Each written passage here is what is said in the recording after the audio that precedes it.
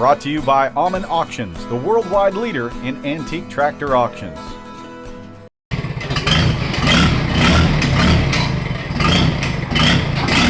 So with entering into the Delo contest my second year, I had a Minneapolis Moline 1956 335. Cute little tractor, man. It was a lot of fun restoring that one, actually, going through and changing everything up on it, make sure it's all back to original. Had a lot of fun with that one.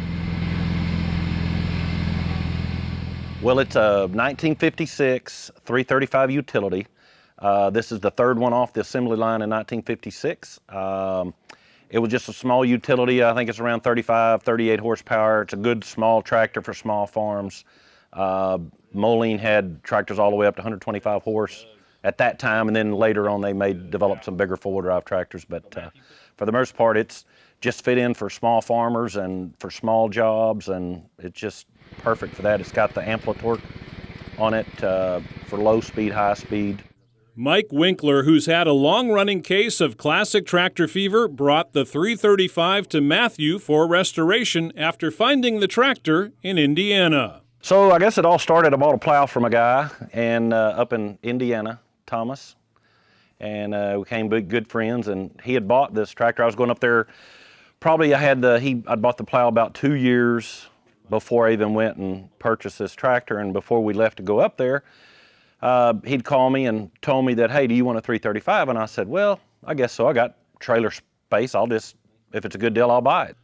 Turned out this Mini Mo was on the rare side. The serial number showed it was just the third 335 built. But when Mike turned it over to Matthew, the 335 didn't look much like a tractor at all. We hauled it home on a trailer, and it was a basket case. But being serial number 3, I wanted to have a restoration done, and Matthew had done several, and his brother Josh had done some. So I said, you know what, talk to Matthew, and he was up for it, and I'm glad he did it. Oh yeah, it was in pretty rough condition, never ran. The first photo I saw of it was the one that Mike had, and it was all in pieces at the original barn where he found it at, where it was just sheet metal on the side. But when I got it, it was somewhat pieced together, and then I got my hands of it, and oh man, it was a project for sure. He did have a big challenge, but you can look at the finished product. He did a fantastic job. Well, it didn't have any of the sheet metal on it. The fenders were, they were bent up really bad. Actually, the hood and the side panels, all that was in pretty great shape. But the fenders and just the little tractor was wore out. The drawbar just was, it was worn had a lot of slop in it. The front end, the front bushing on the front axle had a lot of slack in it. All that's been rebuilt, but it was a pretty rough little tractor when we seen it. My wife was going, "You're going to restore that," and we wanted to do it, but it was a big challenge. And now, looking back, a lot of hard work Matthew put into this. Now, after several hundred hours of hard work, the Minneapolis Moline is a showpiece and the pride of Mike's collection. The Prairie Gold 3, it's got a neat color, and if you put it in the big auditorium, that's kind of the first thing you see. It just sticks out beyond a lot of other tractors, and it's just a unique color. The size, the 3-point hydraulic system, got the Amplitorque. It's got a lot of neat little features that it left the factory with. Fun part about it was all completed, of course, obviously, but it was a fun little tractor to drive. I actually enjoyed driving it. You don't need power steering, power assist for it. It's built, it's balanced right. That Moline, it stood out at shows. That's what I loved about it. All the tractors I've restored, something unique about them. That Moline just stood out.